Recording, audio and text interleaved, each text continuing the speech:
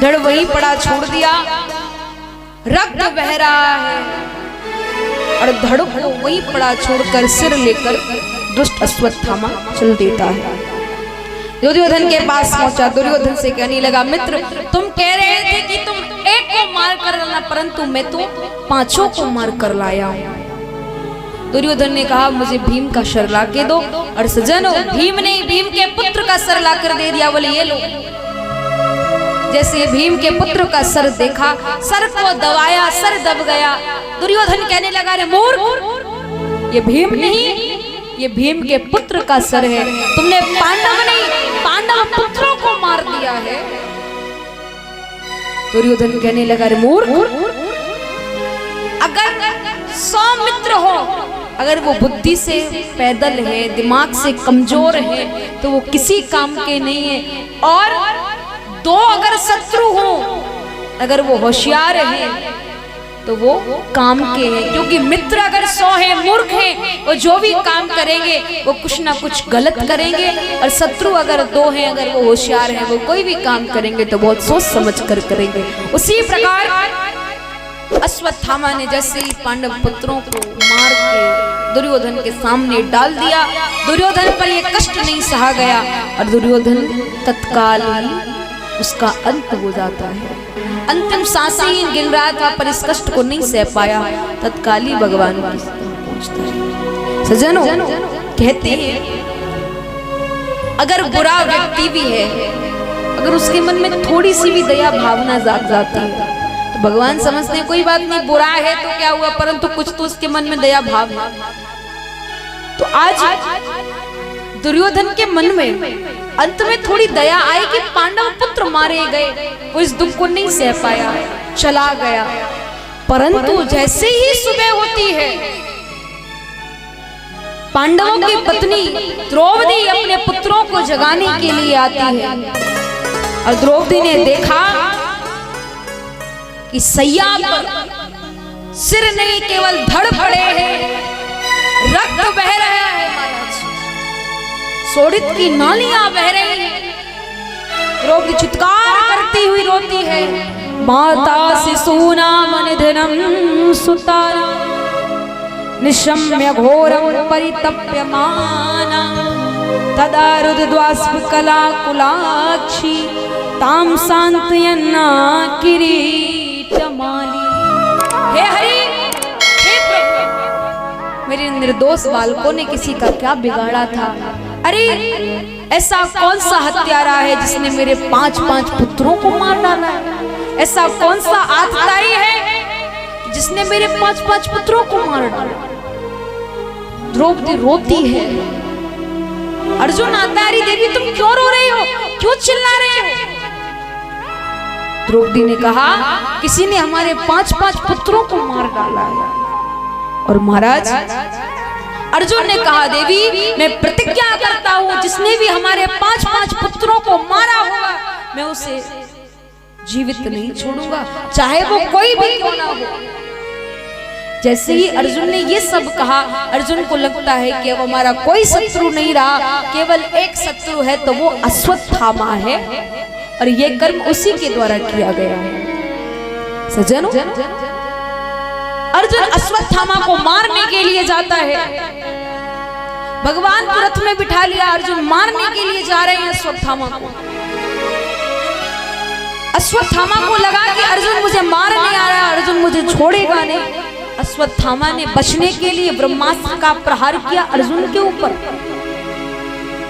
और अर्जुन ने जैसे ही देखा कि ब्रह्मास्त्र अश्वत्थामा ने मेरे ऊपर छोड़ा है, पर कहने लगे अर्जुन, प्रभु मेरी रक्षा करो, ये ब्रह्मास्त्र मुझे मार डालेगा।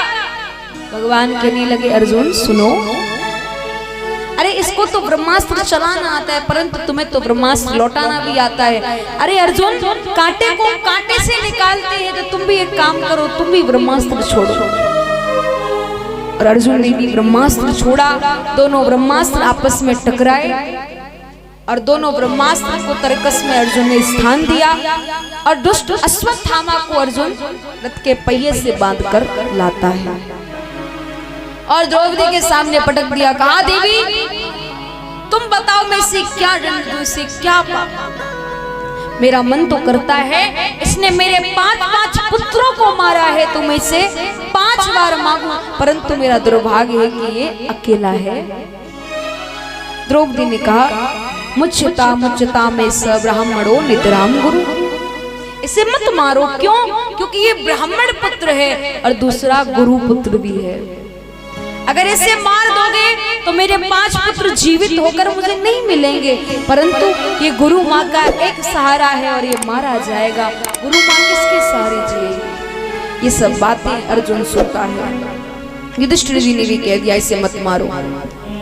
भीम कहता है बोले अर्जुन या तो तुझे मार, नहीं तो मैं इसे मार डालूंगा। अंत में भगवान से अर्जुन पूछते हैं तो भगवान कहते हैं ब्रह्म बंधुर न हंतव्य आतताई वधारहणा मैं वो भयमामनातम परिपाय अनुशासन। अरे अर्जुन, ये ब्राह्मण है, ब्रह्म बंधु है, इसे मत मारो। और आतताई है, इसे छोड़ो भी मत, इसका वध कर दो।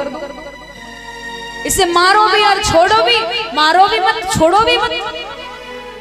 भीम ने कहा अरे कृष्ण, तुम्हारे जैसे 2-4 ज्ञानी और आ गए तो दुनिया बर्बाद हो जाएगी। बोले तो अर्जुन समझ गया कि मुझे इसके साथ क्या करना है। और अर्जुन ने क्या किया सज्जनों? दुष्ट अश्वत्थामा के सर के बाल मोड़ डाले, आदि मूछें मोड़ डाली, मस्तिष्क में जो मणि थी उसको निकाल लिया और सभा से धक्का मारकर भगा दिया। परंतु याद रहे, कहते बोली का घाव पुर जाता है परंतु बोली का घाव नहीं पुरता है। अगर आप किसी को एक थप्पड़ भी मार दोगे, अगर आप किसी को एक चोट भी पहुंचा दोगे तो वो भूल जाएगा, बोले कोई बात नहीं, गलती से लग गई होगी, कोई बात नहीं, छोड़ो। परंतु आप किसी को एक अपशब्द भी बोल दो तो महाराज वो उसे जीवन भर याद रहती है। तो आज अर्जुन को लगा कि मैं इसको अपमानित कर भेज रहा हूं तो ये कोई अब दुष्कर्म नहीं करेगा। परंतु अश्वत्थामा मानने वालों में से कहां था? भगवान श्री कृष्ण द्वारिका जाने ही वाले थे। भगवान रथ में बैठे हैं और अभिमन्यु पत्नी उत्तरा गर्भवती थी। अश्वत्थामा को लगा कि मैं इनके कुल में किसी को पानी देने के लिए नहीं छोड़ूंगा। बोले अब कौन बचा है? बोले अभिमन्यु पुत्र उत्तरा के गर्भ में, उसे मार डालता हूँ। उत्तरा के गर्भ में ब्रह्मास्त्र छोड़ा और सज्जनों उत्तरा रोती विलपती आती है, हे हरि मुझे बचाओ, मेरी रक्षा करो। भगवान उत्तरा की प्रार्थना सुनते हैं। पाहि पाहि महायोगिन देवदेव जगतपते नान्यम त्वद्भयं पश्ये यत् मृत्युस् परस्परम। ए हरि हमारी रक्षा करो, हमें बचाओ। भगवान उत्तरा से कहते हैं तुम अपने मन में माँ का भाव लाओ। उत्तरा अपने मगन में माँ का भाव लाती है और भगवान एक रूप से उत्तरा के सामने खड़े हैं और एक रूप से भगवान उत्तरा के गर्भ में गए हैं। जो बालक बिल्कुल मर चुका था, भगवान ने उस बालक को फिर से सजीव किया और अश्वत्थामा के ब्रह्मास्त्र का हनन किया और भगवान ने उस बालक को चिंता मुक्त भय मुक्त किया। और भगवान उत्तरा से कहते बेटी अब तुम ठीक तो हो? उत्तरा कहती है प्रभु मैं एकदम सकुशल हूँ, प्रेम से आनंद से। सजनों जैसे ही भगवान ने उत्तरा के बालक की रक्षा करी, पांडवों की माता कुंती इस बात को समझ जाती है ये कोई साधारण नहीं है, ये तो साक्षात भगवान श्री कृष्ण भगवान श्री नारायण है। कुंती ने कहा प्रभु मुझे माफ कर देना, मैं आपको केवल अपना भतीजा समझा करती थी, परंतु आप तो जगत पिता परमेश्वर हो, आप तो साक्षात भगवान श्री कृष्ण नारायण हो, परम ब्रह्म हो, अखिल गुरु हो। भगवान ने कहा बुआ मैं कुछ नहीं हूं, मैं तो केवल तुम्हारे भैया का बेटा हूं, मुझे भगवान मत समझो। बोले नहीं आप भगवान हो। भगवान ने कहा अगर मैं भगवान हूं तो मुझसे कुछ मांग लो। कुंती कहती है प्रभु मुझे कुछ नहीं चाहिए, अगर मुझे कुछ देना है तो केवल मुझे दुख दे दो। और ये बात सच है, जो जीवात्मा भक्त होता है ना वो भगवान से कभी नहीं कहता है कि मुझे सुख दे दो, जो अच्छा सच्चा भक्त होता है वो हमेशा कहता है प्रभु से कि मुझे दुख दे दो, क्योंकि अगर भक्त के पास दुख होगा तो भगवान उसके साथ साथ रहेंगे, और जब उसके पास सुख आ जाएगा तो भगवान उसे छोड़कर चले जाएंगे। और कुंती ने कहा कि मुझे दुख दे दो। भगवान ने कहा बुआ अभी सोच लो तुम्हें क्या चाहिए। बोले प्रभु मैंने तो सोच रखा है कि मुझे दुख ही दे दो। अब एक बात आप मुझे बताओ, अगर भगवान आपको मिल जाए और भगवान आपसे कुछ कहे कि तू हमसे कुछ मांग, तो आप क्या मांगोगे बोलो? सांसारिक वस्तु मांगोगे? बोले मुझे कुछ नहीं प्रभु, सबसे ज्यादा तो केवल मुझे दुख है, तो आप उन दुख को हर लो और मुझे सुख दे दो। परंतु जो भक्त होते हैं वो सुख नहीं, वो दुख मांगते हैं, क्योंकि दुख में वो जीवात्मा भगवान को याद करता रहता है। तो आज भगवान भी बुआ से कहते, बोले तुमने जीवन भर दुख पाया है, जन्म कहीं और हुआ, लालन पालन कहीं और हुआ, पति से विवाह हुआ, पति भी रोगी मिला, पति भी छोड़कर चला गया, उसका भी प्राणांत हो गया, बच्चों को तुमने कैसे कैसे पाला है, फिर भी तुम दुख मांगती हो। बोले नहीं प्रभु मुझे तो दुख ही दे। जैसे ही भगवान ने सुना कि दुख चाहिए, भगवान सबसे कहते हैं, भगवान ने पांडवों से कहा कि युधिष्ठिर जी आप मुझसे कुछ मांगो। युधिष्ठिर जी कहते हैं प्रभु मुझे कुछ नहीं, केवल यही चाहिए कि मैं कभी सत्य से विचलित ना हूं। भगवान भीम से कहते हैं भीम तुम भी कुछ मांगो। भीम कहता है प्रभु मुझे कुछ नहीं चाहिए, केवल देना है तो बस ये दे दो कि केवल आपकी भक्ति मेरे ऊपर सदैव बनी रहे। भगवान अर्जुन से कहते हैं, बोले अर्जुन तुम्हें क्या चाहिए? बोले प्रभु मुझे भी कुछ नहीं चाहिए, केवल मुझे देना है तो ये दे दो कि आपका साथ मेरे जीवन में सदैव बना रहे। और नकुल सहदेव सबने भगवान की कृपा भक्ति शक्ति मांगी, भगवान ने सबको सब कुछ दिया। उत्तरा द्रौपदी सुभद्रा भगवान ने सबको सब कुछ दिया। अंत में फिर कुंती बुआ से कहते बुआ अब तो कुछ मांग ले। कुंती कहती है प्रभु मुझे सुख नहीं केवल दुख दे दो, क्योंकि कम से कम दुख में आप हमारे साथ तो रहते हो। सुख के माथे सिल पड़े, सिल माने जानते हैं पत्थर, सुख के माथे सिल पड़े जो नाम हृदय से जा, और बलिहारी बा दुख की जो मोहे पल पल नाम जपा, जो मोहे पल पल नाम जपा। बोले प्रभु मुझे सुख नहीं मुझे तो दुख ही दे। सज्जनों कुंती बुआ को जैसे ही लगा कि मुझे दुख चाहिए, भगवान ने कहा अगर तुम्हें इतनी परेशानी हमारे जाने से तुम नहीं जाएंगे। भगवान रात्रि में रुक गए। भगवान शयन कर रहे हैं, सभी सो रहे हैं, परंतु युधिष्ठिर नहीं सोए। युधिष्ठिर नहीं सोए, युधिष्ठिर रो रहे हैं। भगवान की आंखें खुलती हैं। बोले तुम क्यों रो रहे हो? युधिष्ठिर जी कहते हैं मेरे कारण कितनी माताओं के बच्चे चले गए, कितनी स्त्रियां विधवा हो गई, कितनी बहनें अपने भाइयों के लिए हाथ में राखी लेकर खड़ी होंगी, कितने बच्चे अनाथ हो गए, सब मेरे कारण हुआ है। भगवान कहते कुछ भी तुम्हारे कारण नहीं हुआ, जीव जो करता है मेरी प्रेरणा से करता है, कराता मैं हूं, केवल जीव तो एक माध्यम होता है। बोले नहीं प्रभु मुझे नहीं लगता है ऐसा। भगवान ने कहा तुम्हें मेरी बात समझ में नहीं आएगी, और ये बात सच है सज्जनों। किसी की बात कब समझ में आती है? जब सामने वाले के मन में समझने वाले के प्रति भाव हो। ना तो युधिष्ठिर जी के मन में भाव है और ना वो भगवान को ज्ञानी ज्यादा समझते हैं। बस इस भाव से है कि मेरे मामा का बेटा है तो ठीक है। सज्जनों यहाँ भगवान कहते बोले इन्हें मैं लेके चलूं बाबा भीष्म पितामह के पास, जो बाणों की सैया पर लेटे हैं, जिनके रोम रोम में बाण लगे हैं और जो भगवान को याद कर रहे हैं। ऐसे बाबा भीष्म पितामह के पास आज भगवान अपने पांडवों को लेकर बाबा भीष्म पितामह के पास जा रहे हैं, और बाबा भीष्म पितामह भगवान को याद कर रहे हैं। देखिए जीव कितना भी प्रयास करे, परंतु उसे अंत समय में कभी भगवान का नाम नहीं याद आता है। याद भी आए तो उसके मुख से नहीं निकलता है, परंतु हम उस स्थिति की चिंता ना करते हुए अभी हम लोग सुरक्षित हैं, अच्छे हैं, प्रेम से बैठे, तो कम से कम भगवान को याद कर लें, क्योंकि सांस सांस पर कृष्ण भज, अरे वृथा सांस मत खोए, अरे ना जाने या सांस को फिर आवन होए न होए, ना जाने या सांस को फिर आवन होए न हो। एक ना एक दिन हर किसी को भगवान का नाम याद आता है।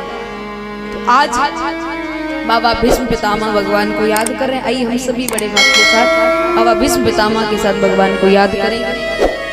आओ श्याम इन नैनन में पलक ढाप तो हेलूं, अरे ना मैं देखूं गैर को, ना तो है देखन दूं, काजल लागे किरकिरो और सुरमोस हो न जाए, जिन नैनन में श्याम बसे तो दूजो कौन समाए। जब से राधा श्याम के नैन हुए चार, श्याम बने राधिका और राधा बन गए श्याम, सांसों की माला में माला में, सांसों की माला में सुमरूं मैं प्रभु का धाम, माला में सुमरूं मैं प्रभु का नाम। सांसों की माला में सांसों की सुमरूं मैं प्रभु का नाम, सांसों की माला में सांसों की सुमरूं मैं प्रभु का नाम।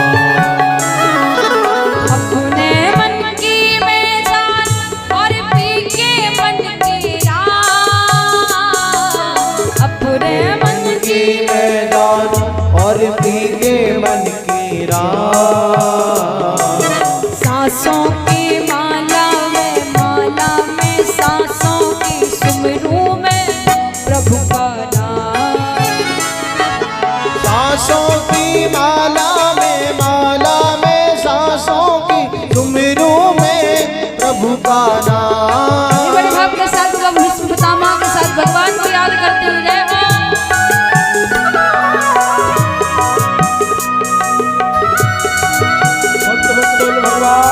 जय हो।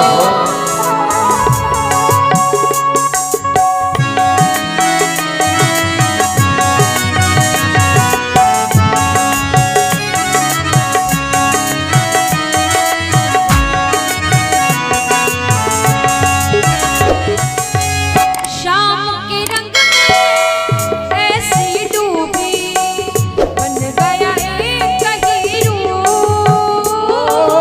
शाम के रंग में ऐसी डूबी बन गया एक हीरो, शाम के चरणों में आया मेरे मन को विश्राम, सांसों की माला में सांसों की सुमरूं में प्रभु का नाम, सांसों की माला में सांसों की सुमरूं में प्रभु का नाम। वो सांसों की माला में सांसों की सुमरूं में प्रभु का नाम, सांसों की माला में सांसों की सुमरूं में प्रभु का नाम। तुम्हीं दोनों हाथों की तालियों की सेवा करते बड़े भाग में से आ जाए हो।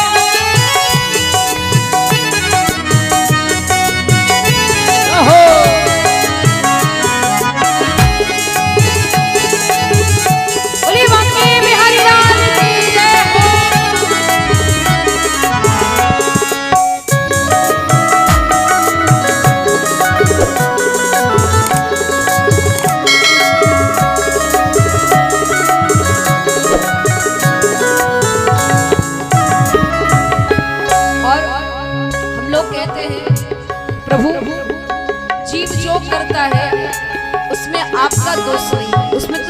का दोष रहता है।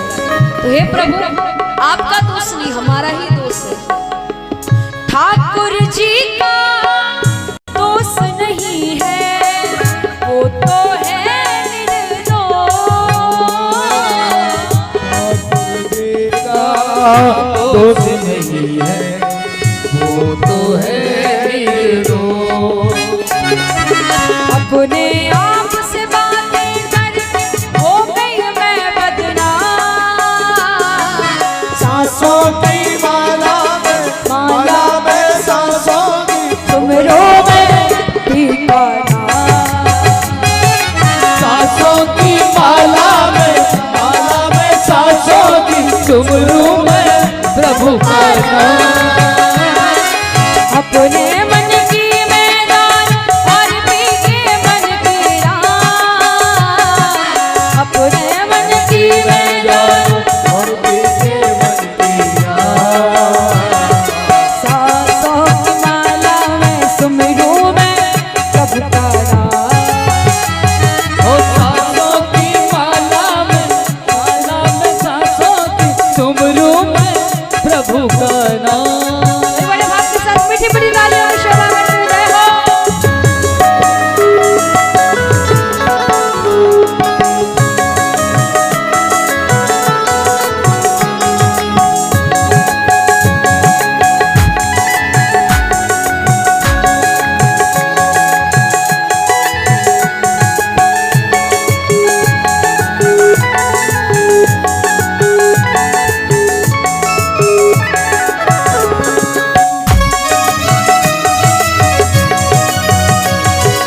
जय हो।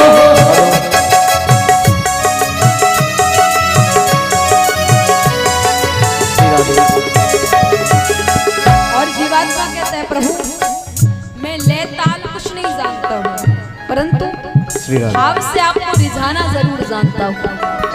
और भगवान भी आपसे ये नहीं कहते कि मुझे लय ताल से आप रिझाओ, नहीं, केवल भाव से भगवान को रिझाओ। तो स्वर की गति में क्या जानूं, स्वर की गति में क्या जानूं। मैं तो हरि हरि हरि कहना जानूं। मैं तो हरि हरि कहना जानूं। मैं तो हरि हरि हरि कहना जानूं। मैं तो हरि हरि हरि कहना जानूं। श्याम के रंग में रंग गई मीरा, प्रेम के रंग में राधा राधा राधा। श्याम के रंग में रंग गई मीरा, प्रेम के रंग में राधा। श्याम के रंग। भीष्म पितामह अब भगवान से कहते हैं, प्रभु आप मेरे सामने खड़े हो जाओ। भगवान खड़े हो गए। बोले क्यों? बोले मुझे आपका दर्शन करना है। भगवान ने कहा अच्छा, कब तक खड़े रहना है? जब तक मेरे प्राण ना निकले तब तक आप खड़े रहो। भगवान ने कहा हे भगवान, बाबा भीष्म पितामह को इच्छा मृत्यु का वरदान है, जब तक बाबा चाहेंगे नहीं तब तक मरेंगे नहीं, और न जाने मुझे कब तक ऐसे खड़े रहना पड़ेगा। बाबा ने कहा प्रभु उदास मत हो, कम से कम थोड़ा मुस्कुराओ तो सही। तो आज बाबा भीष्म पितामह भगवान से प्रार्थना करें, प्रभु थोड़ा मुस्कुराओ। भगवान की वो सुंदर झांकी, भगवान मुस्कुरा रहे हैं और बाबा भीष्म पितामह अपनी स्तुति भगवान के चरणों में कर रहे हैं। इतिमति रूप कल्पिता वितृष्णा भगवत शाश्वत पुंगवे विहुमनि स्वसुख मुपगते क्वचे दुहतुम प्रकृति मुपयुसे यद भव प्रवाह। श्री कृष्ण गोविंद हरे मुरारी, हे नाथ नारायण वासुदेव। इस प्रकार बाबा भीष्म पितामह भगवान के चरणों में स्तुति कर रहे हैं। इति मति रूप कल्पिता वितृष्णा, हे हरि मेरी एक बेटी है। पांडवों ने कहा बाबा का विवाह ही नहीं हुआ, बेटी कहां से आ गई? बाबा ने कहा ऐसी वैसी बेटी नहीं, मेरी मति रूपी बेटी। बोले मतलब? बोले जो जीव के साथ जन्म से उसकी एक बेटी जुड़ी आती है वो उसकी बुद्धि, तो मेरी मति रूपी बेटी ही अब बड़ी हो गई है, मुझे उसका विवाह करना है। काफी दिन से मैं वर की खोज में था, परंतु आज मुझे वर मिल गया है, तो मैं अपनी बेटी का विवाह आपके साथ करना चाहता हूँ। तो भगवान ने कहा हम तो तैयार है विवाह करने के लिए, क्या आपकी बेटी तैयार है? बोले हाँ हमारी बेटी भी तैयार है। तो जानू बाबा ने स्तुति तो कर दी, काफी समय हो गया, परंतु जैसे ही सूर्य उत्तरायण हुए तो बाबा भीष्म पितामह ने अपने प्राणों का त्याग भगवान श्री हरि बांके बिहारी के चरणों में कर दिया। बोले भक्त वत्सल भगवान की जय, दीन बंधु भगवान की जय हो।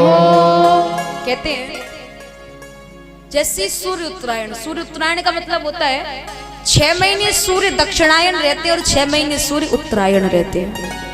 अगर दक्षिणायन सूर्य है तो देवताओं की रात्रि है, और उत्तरायण अगर सूर्य है तो देवताओं का दिन है। अगर आप रात्रि में किसी के घर जाओगे तो आपको उसके घर के द्वार बंद मिलेंगे, अगर आप दिन में जाओगे तो आपको उसके द्वार खुले मिलेंगे। तो बाबा भीष्म पितामह ने भी सूर्य उत्तरायण हुए अपने प्राणों का त्याग किया। पांडव रुदन कर रहे हैं। भगवान कहते हैं जब कोई जाता है तो रोते नहीं है। अरे भगवान की कृपा है कि बाबा भीष्म पितामह आज मेरा दर्शन करके और अपने प्राणों का त्याग मेरे श्री चरणों में करके गए। पांडवों ने बाबा का अंतिम संस्कार किया और अंतिम संस्कार कराकर भगवान भी द्वारिका के लिए प्रस्थान करते हैं। भगवान अर्जुन उद्धव सात्विकी के साथ द्वारिका जाते हैं। आज द्वारिका वासियों को जैसे पता चला श्री हरि नारायण भगवान द्वारिकाधीराज पांडवों को विजय प्राप्त कराकर आज द्वारिका आ रहे हैं। द्वारिका वासियों की खुशी का ठिकाना नहीं रहा सजनों। द्वारिका वासियों ने बड़ी बड़ी व्यवस्थाएं कर रखी हैं। भगवान जैसे ही पहुंचते हैं भगवान का स्वागत किया सभी द्वारिका वासियों ने। अपनी अपनी अटारियों पे से चढ़ के भगवान के ऊपर पुष्प वर्षा कर रहे हैं। भगवान के जिस रास्ते से भगवान आने वाले उस रास्ते में भगवान की स्वागत के लिए पुष्प बिछाए हैं। भगवान का खूब भव्य दिव्य स्वागत किया और भगवान ने समस्त द्वारिका वासियों को हाथ जोड़कर प्रणाम किया। क्योंकि कहते हैं बच्चा चाहे कितना भी बड़ा हो जाए परंतु गांव वालों के लिए एवं माता पिता के लिए वो बालक ही रहता है। मानो तो आपका बेटा कोई बहुत बड़ा अफसर बन जाए या कोई अच्छा पुलिसकर्मी बन जाए, जो भी है वो कोई भी ख्याति प्राप्त कर ले, परंतु परिवार वालों के लिए गांव वालों के लिए माता पिता के लिए वो बालक ही रहता है। हर एक बच्चे का कर्तव्य बनता है चाहे वो कितना भी बड़ा हो जाए परंतु अपने माता पिता और अपने बड़े बुजुर्गों के सामने उसको हमेशा झुककर ही रहना चाहिए। क्यों? क्योंकि किसी के बड़े करने से आप बड़े कहलाओगे। अगर आप खुद सोचो कि हम बहुत बड़े बन गए तो वो काम नहीं आता है। बड़े बड़ाई ना करें, बड़े ना बोले बोल, और हीरा मुख से ना कहे कि मेरा लाख टका का मोल। बड़े लोग अपने मुख से नहीं कहते कि मैं बड़ा हूँ। हीरा कभी नहीं कहता है कि मेरा भाव लाख टके का है। हीरा की जो कीमत है वो अपने आप पहचानी जाती है। तो सज्जन अपने माता पिता को बच्चों का कर्तव्य बनता है। माताएं बहनें अपने बच्चों को सिखाएं। अगर जब छोटेपन में बचपन में अगर आप अपने बच्चों को सिखाओगे, अच्छे संस्कार दोगे तो वो आपके वृद्ध अवस्था में भी काम आएगा। कहते हैं जो लोग प्रणाम करते हैं भगवान उन्हें 4 चीज निशुल्क देते हैं। अभिवादन शीलस्य नित्यम वृद्धोपि सेवना चत्वारि तस्य वर्धन्ते आयुर्विद्या यशोबलम। जो प्रणाम करते हैं भगवान उन्हें आयु विद्या यश और बल 4 चीज निशुल्क देते हैं। इसलिए आप अपने बच्चों को सिखाओ कि वो अपने से बड़ों को अपने से बुजुर्गों को प्रणाम करें। तो यहाँ भगवान अपने माता पिता को प्रणाम करते हैं। मैया वसुदेव जी के चरणों में प्रणाम किया। प्रात काल उठ के रघुनाथा मात पिता गुरुनावई माथा। मैया बाबा को दोनों को प्रणाम किया। भगवान द्वारिका में विराजमान है और सजर भगवान का सुंदर दिव्य आसन राजतंत्र प्रजातंत्र का लग रहा है। भगवान की बहुत सुंदर झांकी है और आज हस्तिनापुर में बाबा भीष्म पितामह का बड़ा शोक मनाया जा रहा है, कष्ट मनाया जा रहा है, क्योंकि बाबा भीष्म पितामह पांडवों से इतना प्रेम करते थे, इतना स्नेह करते थे, पांडवों को अपना पुत्र पौत्र के रूप में माना करते थे। आज बाबा चले गए, पांडवों को बड़ा कष्ट है, परंतु कहते हैं जो आया है वो जाएगा। आए हैं सो जाएंगे राजा रंक फकीर, और एक सिंहासन चढ़ चला एक बधा जंजीर। सभी को जाना है। एक बहुत सुंदर प्रसंग आता है जाने के ऊपर। देखो भैया, चाहे कोई राजा हो, चाहे कोई कितना भी बड़ा धर्मात्मा हो, ये तो समय अवधि है जिसकी जिसकी जैसे जैसे पूरी होती जाती है, सबका नंबर आता जाता है और सभी को जाना भी पड़ता है। परंतु याद रहे कि अपने यात्रियों में, मानो तो ये शरीर, ये जीवन रेलगाड़ी है और सभी लोगों को भगवान के द्वारा टिकट मिली हुई है। परंतु कहते हैं जब जब आपका स्टेशन आता जाए, जब जब आपका प्लेटफॉर्म आता जाए, तो अपने आप ही अपने सामान की तैयारियां करके, अपनी अपनी व्यवस्था स्थित करके अपने अपने स्टेशनों पर उतरने के लिए तैयार रहना चाहिए। कहीं ऐसा ना हो आपकी यात्रा पूरी होने को आई और दूसरा सवारी उस पे आने को तैयार है और आप भैया जाने का नाम ही नहीं ले रहे हो। फिर यमराज आते हैं, यमदूत आते हैं, वो मार मार कर ले जाते हैं। इससे अच्छा है कि भैया जब अंत समय आए तो पहले से भगवान का भजन करो और अपने जीवन को भगवान के चरणों में लगाओ। भगवान से प्रार्थना करो, हे हरि, हमारी मन की जो भी भावना है वो सब आपको समर्पित है। जैसे बाबा भीष्म पितामह ने इतिमति रूप कल्पिता वितृष्णा भगवत शाश्वत पुंगवे बिगुमनि, हे प्रभु, मैं अपनी बुद्धि, अपने शरीर एवं अपने सर्वस्व को आपके श्री चरणों में अर्पण करना चाह रहा हूँ। तो बाबा भीष्म पितामह ने भगवान के चरणों में अपना पूर्ण रूपेण जीवन न्यौछावर कर दिया। ऐसे हम और आप सब भी इस दिव्य कथा के माध्यम से बाबा भीष्म पितामह के साथ अपने अपने मन और भाव भगवान के श्री चरणों में ऐसे अर्पित करते चले।